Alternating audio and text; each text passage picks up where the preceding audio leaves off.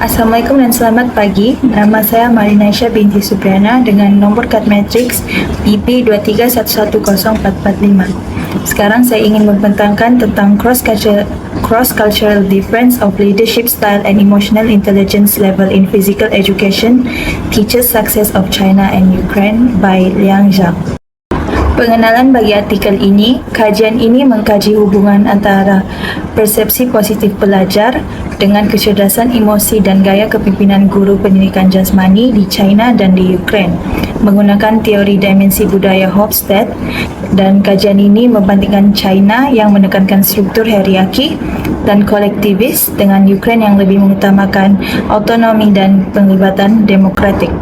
3 hipotesis yang dikaji ialah: hipotesis pertama, gaya kepimpinan demokratik di Ukraine memediasi impak kecerdasan emosi. Hipotesis kedua, gaya kepimpinan authoritarian di China meningkatkan kecekapan guru. Dan hipotesis ketiga, impak kecerdasan emosi berbeza mengikut persekitaran budaya.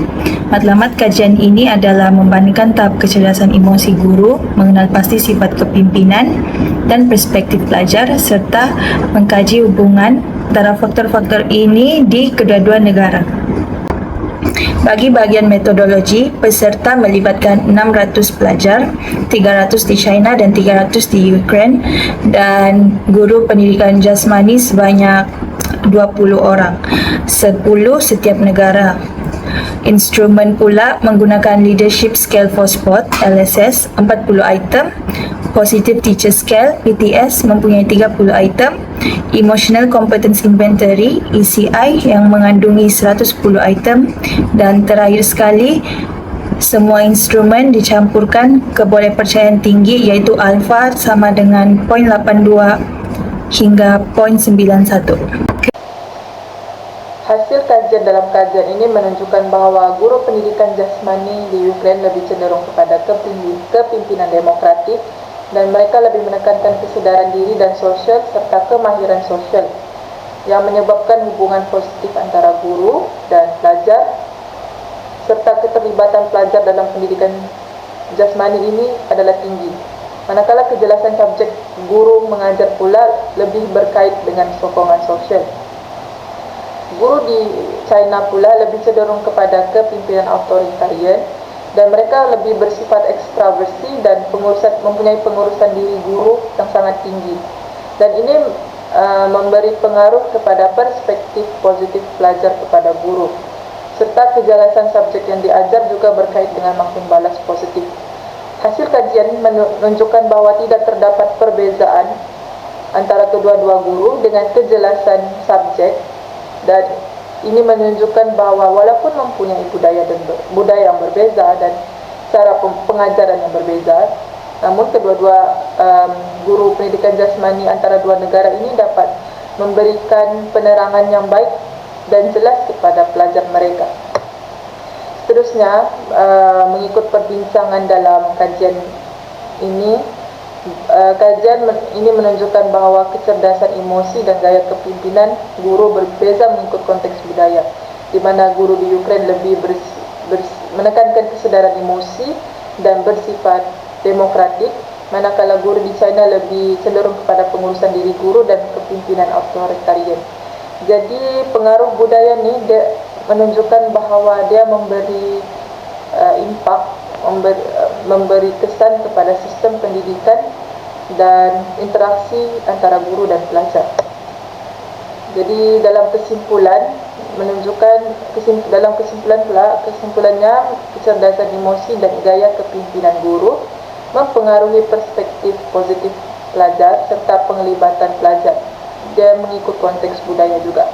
Jadi perbezaan antara kedua-dua guru mengikut kedua-dua negara ini menunjukkan bahawa pendekatan pengajaran perlu disesuaikan mengikut nilai budaya dan sistem pendidikan setempat. Seterusnya adalah kekuatan artikel. Artikel ini menunjukkan kekuatan dari aspek perbandingan rentas budaya yang baik, di mana untuk kedua-dua sampel di China dan di Ukraine adalah seimbang, di mana setiap negara mempunyai 600 sampel pelajar dan 20 sampel guru. setiap negara, China dan Ukraine. Dan penggunaan instrumen sah dan boleh dipercayai. Analisis untuk menguji reliability kajian ini telah untuk menguji reliability instrumen telah dijalankan dan nilai Cronbach's alpha yang dapat diterima adalah 70, dan dalam kajian ini menunjukkan bahawa Cronbach's alpha menunjukkan nilai 82 hingga 91, di mana ia melebihi tahap atau nilai yang telah diterima. Seterusnya adalah ketulusan dan etika penyelidikan, di mana pengkaji sendiri mengakui limitasi kajian yang telah dilakukan, dan peserta kajian juga diberikan borang persetujuan dan confidential, di mana rahsia mereka juga tidak disebarkan kepada orang lain. Kelemahan artikel ini ialah saiz sampel guru terlalu kecil yang hanya mempunyai 10 setiap negara, dan keterwakilan terhad. Mereka hanya mengambil 2 universiti awam dan tiada juga pemodelan berbilang yang berperingkat.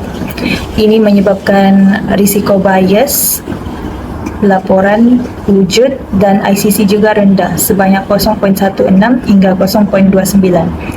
Dan artikel ini tidak mempunyai analisis mediasi yang formal. Penambahbaikan cadangan artikel ini meluaskan sampel guru sebanyak 50 hingga 100 guru dan melibatkan universiti awam ataupun swasta. Selain itu, pelbagai wilayah dan konteks pendidikan juga patut diwujudkan, dan artikel ini haruslah menggunakan multi-level structural equation modeling, dan artikel ini juga perlu membuat analisis mediasi formal dan ujian kepekaan.